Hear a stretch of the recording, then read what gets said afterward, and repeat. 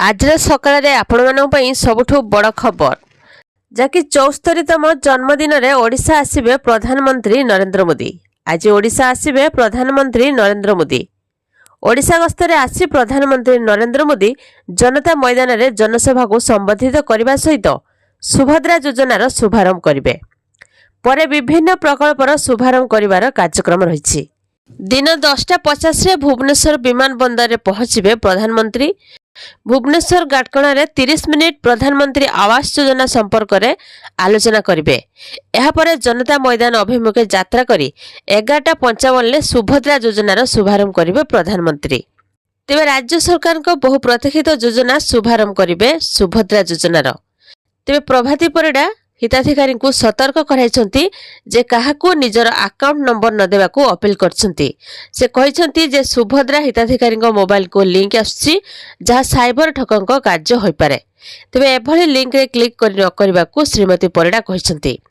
सरकार पक्षरु phone call कि link कोनोसी हिताधिकारी पाखकू जीव नाही। जेउ अकाउंट को 1 टंका आसी नथिले भी हिताधिकारी आज सुभद्रार टंका पाइबे। अकाउंट को 1 टंका पठाजिब एक ट्रायल रन थिला।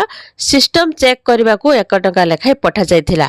जहाँ अकाउंट को 1 टंका जाई नथिबो से भी ए सुभद्रा योजनार टंका पाइबो। सबु योग्य हिताधिकारी पाइबे। अकाउंट को आसीबो टंका। आज पर भी लोके माने आवेदन करि परिबे। निश्चिंत टंका पाइबे। बाहिरे रहिथिले मध्य जेबे आसीबे आवेदन कले मध्य ए सुभद्रा योजनार टंका मिलिबो। सुभद्रा पाई फॉर्म रे आवेदन करिबा सह ई-केवाईसी देले टंका सुनिश्चित मिलिबो बोली प्रभाती परिडा कहिसंती।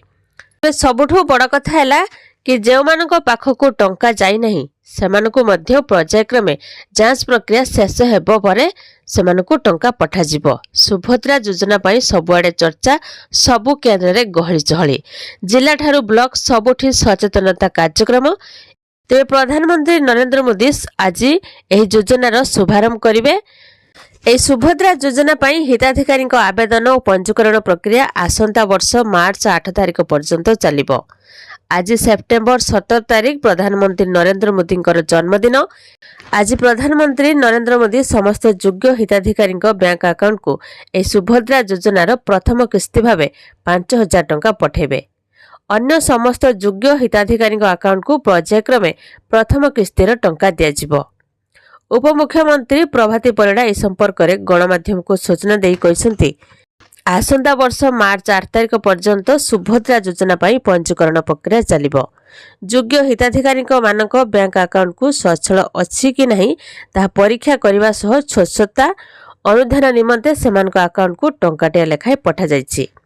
जहाँको अकाउंट को टंकाटे जाई नहीं से भी मध्य सुभद्रार टंका पाइबे। तेज समस्त योग्य हिताधिकारी अकाउंट को यही टंका आसिबो। काहारी प्रलोभन किंबा गुजबरे विश्वास न करने को श्रीमती परिडा साधारण लोकों को परामर्श देइछंती। आपण माने सुभद्रा योजनार अप्लाई करछंती कि नहीं कमेंट बॉक्स रे कमेंट करके जणेबे। एही टंका पठाजिबा परे हिताधिकारी को एसएमएस माध्यम रे अवगत करा जाउछि। अकाउंट को 1 टंका प्रदान एक निरंतर प्रक्रिया। जो मानक अकाउंट को यही 1 टंका जाई नहीं सेमानकर एही फॉर्म एबे विचाराधीन रहिछि। आवेदन फॉर्म गुड़िक जांच परे अन्य योग्य हिताधिकारी मानक बैंक अकाउंट को मध्य परीक्षामूलक भावे एही टंका आसिबो।